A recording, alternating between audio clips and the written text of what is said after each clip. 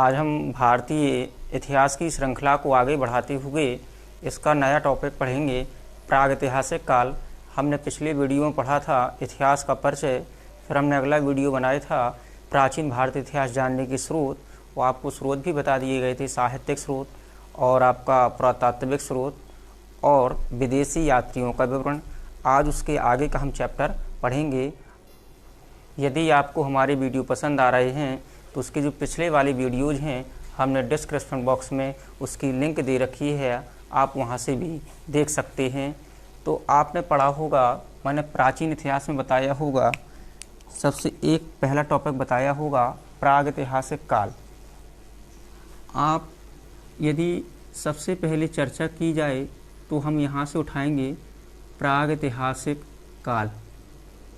आपको मैंने इसकी डेफिनेशन उस समय बताई होगी पिछली वीडियो में कि जिस काल में लेखन कला का प्रचलन नहीं था, मानव असभ्य एवं बर्बर जाति का था, ऐसे काल को कहते हैं प्रागैतिहासिक काल।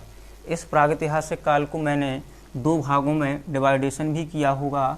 यदि आपने पिछला वीडियो देखा होगा, एक भाग मैंने लिखा होगा पाषाण काल और दूसरा जो भाग लिखा होगा वो लिखा गया होगा ताम्र पाषाण काल। ये है तो ऐसा काल या जिस काल में लेखन कला का प्रचलन नहीं था, मानव असभ्य एवं बर्बर जाति का था, उसका जीवन जो था वो खानाबदोश था। अर्थात अब इसको यदि दो भागों, पाषाण काल का मतलब होता है जब मानव का जो निवास होता है वो पत्थरों पर होता है, इसके अलावा उसके जो औजार बने होते हैं वो भी पत्थरों के बने होते थे, तो ऐसा काल पाषाण काल कहलाएगा। लेकिन मानव में बदलने की जो प्रवृत्ति होती है, तो आगे आप देखेंगे जब मानव ने पत्थरों के औजार के साथ साथ तांबे का प्रयोग करना प्रारंभ कर दिया तो ऐसे काल को बोला गया ताम्र पाषाण काल। मैंने ये भी बताया होगा कि पाषाण काल को हम तीन भागों में डिवाइडेशन करते हैं। तो आपने पहला इसमें भाग पढ़ा होगा पुरापाषाण काल, इसका दूसरा भाग होता है मध्य पाषाण काल और इसका जो तीसरा भाग होता है वो कहलाता है नवपाषाण काल। तो इसके तीन भाग होते हैं क्योंकि जो मानव की उत्पत्ति का जो सबसे बड़ा काल है वो पाषाण काल है, जिसमें उसने अपना विकास किया है। हमें जो लेखन कला है जिसे हम पढ़ते हैं वो तो मात्र हमारा 1% से भी कम हिस्सा है। तो यदि हम पुरापाषाण काल की बात करें कि यहाँ क्या घटनाएं हुई हैं, मध्यपाषाण काल में क्या घटना हुई और नवपाषाण काल में क्या घटना हुई, तो आप जानते हैं पुरापाषाण काल में जो औजार बनाए जाते थे मानव द्वारा वो बड़े बड़े हुआ करते थे। आप इसमें पढ़ेंगे चापर, चापिंग, संस्कृति। तो ये सोहन नदी घाटी पे हमें ये औजार मिले थे। लेकिन यदि इसकी बात करें भारत में प्रागैतिहासिक काल, इस पूरे काल का भारत में प्रागैतिहासिक काल का जो जनक कहा जाता है वो डॉक्टर प्राइमरोज को माना जाता है, जिन्होंने कर्नाटक के रायचूर जिले से पुरापाषाणकालीन औजारों की खोज की थी। तो ये प्रश्न बनता है कि सबसे पुराने पुरापाषाणकालीन औजार की खोज किसने की? डॉक्टर प्राइमरोज ने की। फिर इसके बाद और भी वैज्ञानिक हुए, उन्होंने भी खोज की थी। जो 1863 ईस्वी में आप देखेंगे रॉबर्ट ब्रूसफुट थे, इन्होंने भी पुरापाषाणकालीन औजारों की खोज की। इसके अलावा सबसे महत्वपूर्ण जो अनुसंधान हुआ वो डी टेरा के नेतृत्व में 1935 ईस्वी में हुआ था। तो यहाँ सबसे महत्वपूर्ण जो बात होती है, यदि आपसे कह दिया जाए कि हैंडेक्स कहाँ से मिला, हैंडेक्स कहाँ से मिला, तो ये कर्नाटक के रायचूर जिले से मिला था। इसकी खोज 1842 ईस्वी में डॉक्टर प्राइमरोज ने की थी। अब इसी काल को हम वैज्ञानिक तीन भागों में बांट देते हैं, ठीक। उच्च पुरापाषाण काल, निम्न पुरापाषाण काल, वो उच्च पुरापाषाण काल, मध्य पुरापाषाण काल और निम्न पुरापाषाण काल, इसको भी वैज्ञानिक बांट देते हैं। तो तो इसी में आप देखेंगे मानव ने जो आग की खोज की थी वो आग की खोज भी पुरापाषाण काल में ही खोज ली थी, अर्थात जो आग की खोज की गई थी वो पुरापाषाण काल में की गई थी।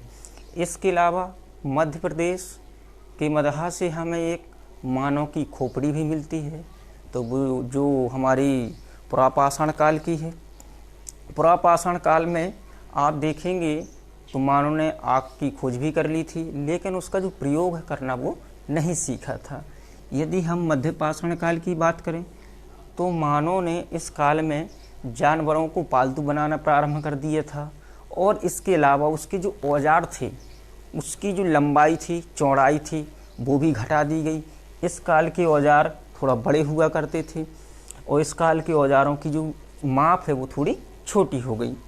तो मध्य पाषाण काल की इतनी विशेषताएं हैं। नवपाषाण काल, यदि भारत की बात करें, भारत में जो नवपाषाण काल के साक्ष्य हैं वो हमें 9000 BC के आसपास से मिलने लगते हैं। नवपाषाण काल की एक विशेषता होती है कि नवपाषाण काल में मानव ने आग का प्रयोग करना सीख लिया था। ये पूछ लिया जाता है कि मानव ने आग का प्रयोग करना कब सीखा था, तो वो आपका नवपाषाण काल में किया था।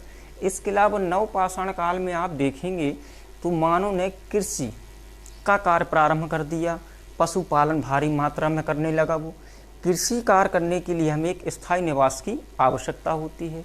स्थायी निवास की आवश्यकता होने के कारण ही मानव स्थायी रहने लगा, और जिससे सामाजिक बस्तियां बनने लगीं। सामाजिक बस्तियां जब बनने लगीं तो मानव का पूरा जो स्वभाव था वो चेंज हो गया, कई रिश्ते बने आगे चलकर। इसके अलावा मानव ने इसी काल में पहिए का आविष्कार भी किया था। पहिए का आविष्कार भी किया।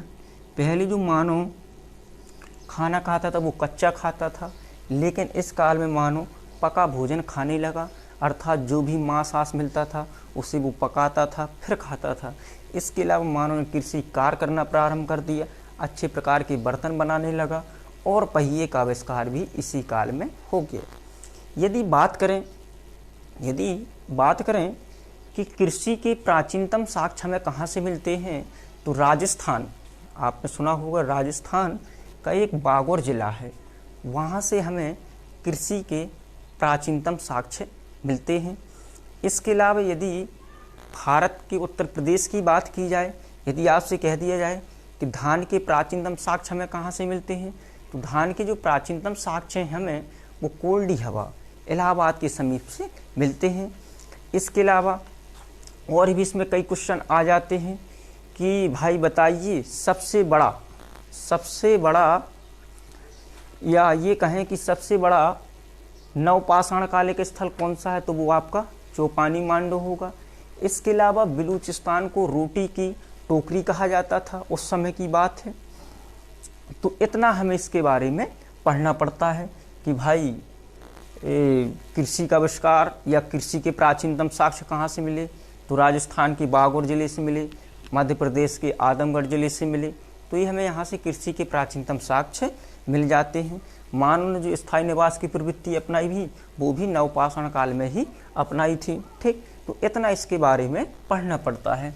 अब इसके अलावा यदि चर्चा करें हम ताम्रपाषाण काल की, मैंने बताया कि जब मानव ने पत्थर के औजार के साथ साथ वो तांबे का प्रयोग करना प्रारंभ कर चुका था, तो ऐसे काल को बोला जाता है ताम्रपाषाण काल। अच्छा, मानव द्वारा जो पहली खोजी गई धातु थी वो क्या थी, तांबा थी। यदि आपसे पूछा जाए कि मानव द्वारा बनाया गया जो प्रथम औजार था वो क्या था, तो वो आप बताएंगे कुल्हाड़ी थी। इसके अलावा जो महाराष्ट्र का जो दैमाबाद क्षेत्र है, महाराष्ट्र का जो दैमाबाद क्षेत्र है, वहाँ से आप देखेंगे एक तांबे का हमें रथ मिलता है। तो पूछ लिया जाता है तांबे का रथ हमें कहाँ से मिला, तो वो हमें दैमाबाद से मिला। मानव द्वारा खोजी गई पहली धातु कौन थी, थी। अब ये पाषाण काल हो गया और हमारा ताम्रपाषाण का हो गया। मैंने जब आपको प्राचीन इतिहास में बताया होगा प्रागैतिहासिक काल, एक और मैंने बताया होगा आपको आदि ऐतिहासिक काल। अब यदि हम आदि ऐतिहासिक काल की बात करें कि आदि ऐतिहासिक काल क्या है, एक आपने पढ़ा प्रागैतिहासिक काल, जो ऐसा काल जिस काल में लेखन कला का प्रचलन नहीं था, मानव असभ्य और बर्बर जाति का था, ऐसे काल को हम कहते हैं प्रागैतिहासिक काल। लेकिन यहाँ थोड़ी जो डेफिनेशन है, जो परिभाषा है, वो थोड़ी परिवर्तित होती है। यहाँ क्या आएगा? यहाँ आता है कि जिस काल में लेखन कला का प्रचलन था लेकिन उसकी लिपि को पढ़ा नहीं जा सकता है, ऐसे काल को कहते हम आद्य ऐतिहासिक काल। आपसे प्रश्न पूछा जाए कि भाई बताइए, सिंधु सभ्यता और वैदिक सभ्यता किस काल की है? तो आप बताएंगे जो सिंधु सभ्यता है और वैदिक सभ्यता है वो हमारी आद्य ऐतिहासिक काल की है। आद्य ऐतिहासिक काल। तो जो हमारी सिंधु सभ्यता है, और आपने एक सभ्यता और पढ़ी होगी वैदिक सभ्यता, तो जो हमारी सिंधु सभ्यता है और वैदिक सभ्यता है वो हमारी आद्य ऐतिहासिक काल की है। आप जानते हैं मानव ने लेखन कला पहले सीख ली थी, लेखन कला पहले सीख ली थी, लेकिन हमने जो सिंधु सभ्यता के लोगों ने जो लिपि लिखी है, वैदिक सभ्यता के लोगों ने लिखी है, वो हम आज तक नहीं पढ़ पाए हैं। इसलिए सिंधु सभ्यता और वैदिक सभ्यता को हम कहाँ रखते हैं? आद्य ऐतिहासिक काल में रखते हैं। फिर आता है अगला काल ऐतिहासिक काल, जिस काल में लेखन कला का प्रचलन था, लेकिन जिस काल में लेखन कला का प्रचलन था और इसकी लिपि को पढ़ा जा सकता है, ऐसे काल को हम कहेंगे ऐतिहासिक काल। अब इसका जो अगला टॉपिक कहलाएगा वो हमारा कहलाएगा सिंधु सभ्यता।